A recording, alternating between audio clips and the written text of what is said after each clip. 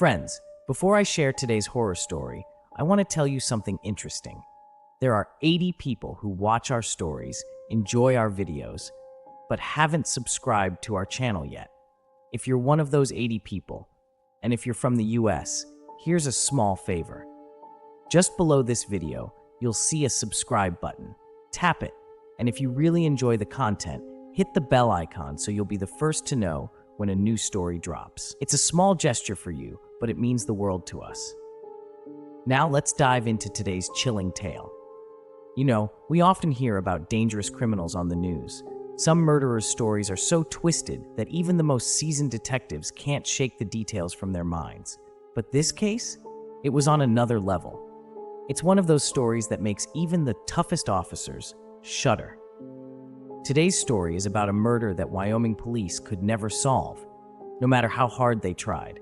It all began one foggy morning when the police received an urgent call from a small, secluded hotel just outside Jackson Hole. The hotel staff were panicked. A guest had been found dead in his room. Now, the Wyoming police were used to handling accidents and the occasional strange death, but nothing prepared them for this scene. The victim was a young man, just 28 years old, named Robert. He had checked in under the radar, staying hidden from view as if he had a reason to disappear. He had black marks around his neck, as though he had been strangled, and his eyes were wide open, locked in a look of utter terror, like he had seen something horrific just before he died. As they combed through the room for clues, they found a crumpled letter tucked under his pillow, with an old, faded photograph of a young woman attached to it. The letter was written in Robert's trembling handwriting, and it told a tale that none of the officers could believe. According to Robert, he was in grave danger. The person responsible, he claimed, was Rachel, the girl in the photograph. It all started, he said, right after he graduated college and returned to Chicago. In his letter, Robert described how, shortly after moving back, he started noticing strange things happening. One day he was driving to an important meeting, running late and already stressed. Out of nowhere, his brakes failed, his car spun out of control, and he crashed hard. The impact shattered his windshield, leaving him injured with a broken hand and a deep cut across his forehead.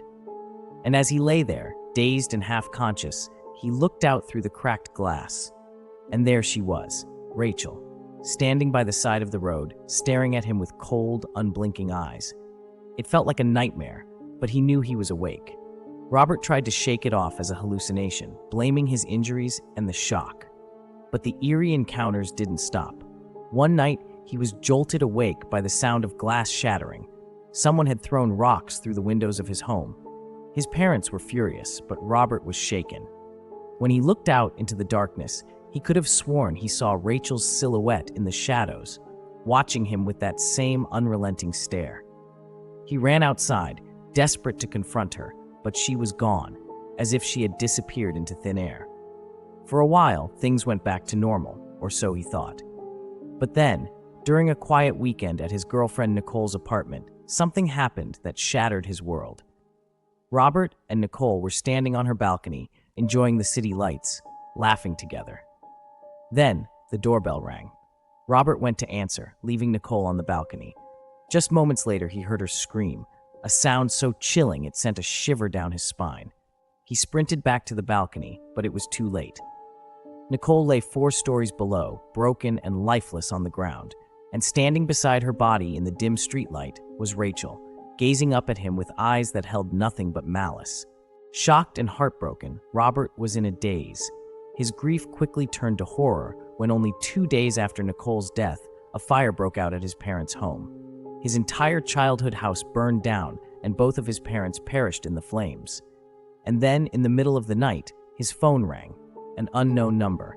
He answered, and what he heard chilled him to the bone, a girl's laugh, wild and hysterical. He recognized it instantly. It was Rachel. Then the line went dead. Years ago, Robert and Rachel had been inseparable in college.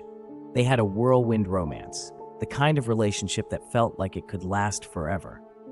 But as soon as college ended, Robert had broken things off. He moved on, but she didn't. According to Robert's letter, she wanted revenge for the heartbreak, and she was willing to go to any lengths to make him suffer. Robert tried to report it all to the Chicago police, but they dismissed his story, convinced he had lost touch with reality.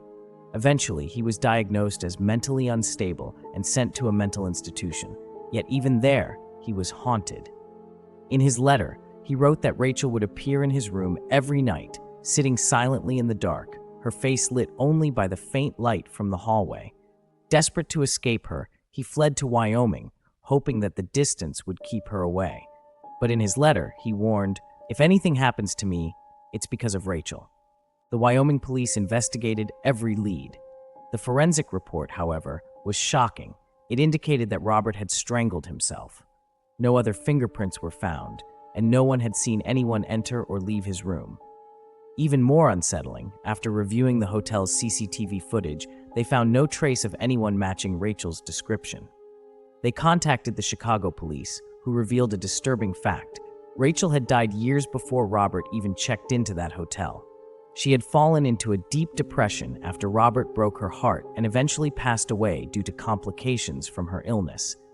Her friends told the police that Rachel was a kind-hearted person, bright and full of life, until the day she saw Robert with another girl. After that, she seemed to waste away, haunted by the heartbreak he had caused. Yet somehow, the tragedies in Robert's life aligned exactly with what he had written in his letter. Nicole had fallen from the balcony, his parents had died in a fire, and Rachel's laugh had haunted him. In the end, the Wyoming police had no choice but to close the case. Officially, they ruled it as a suicide. But for those who read Robert's letter, there was a nagging question they couldn't ignore.